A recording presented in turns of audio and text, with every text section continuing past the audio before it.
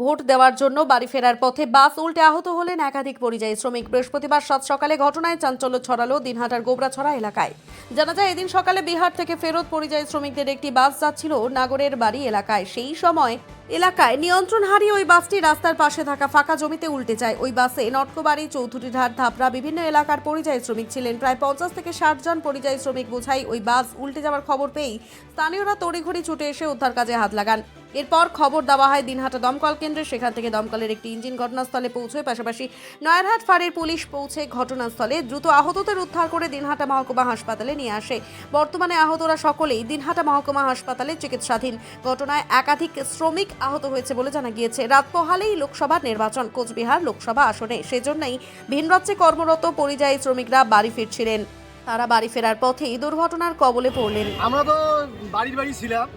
সকালবেলা হঠাৎ করে একটা আওয়াজ পেলাম, দুম আওয়াজ। তা দেখলাম যে একটা বিহার থেকে কিংবা কোন জায়গা থেকে একটা প্যাসেঞ্জার একটা গাড়ি, মানে ওরা বাইরে কাজ করতে গেছে, ওইখান থেকে আসার পথে এইখানে আর কি রাস্তা থেকে নিচে আর কি দোলার মধ্যে পড়ে যায়।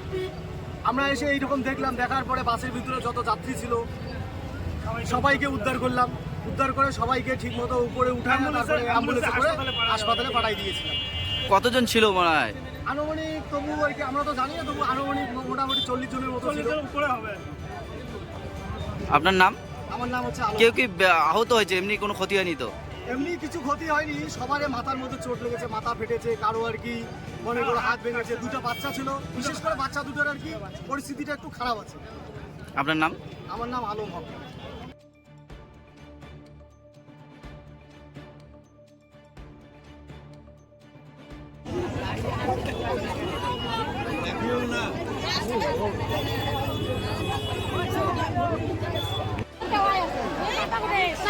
Guys, his name?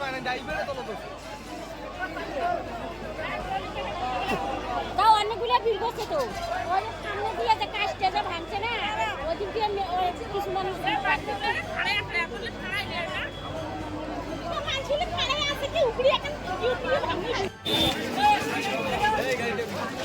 যাও যাও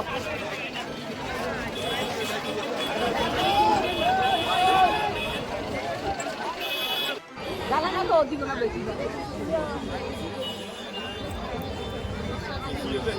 জ্বালানা জ্বালানা কই বাকি ওই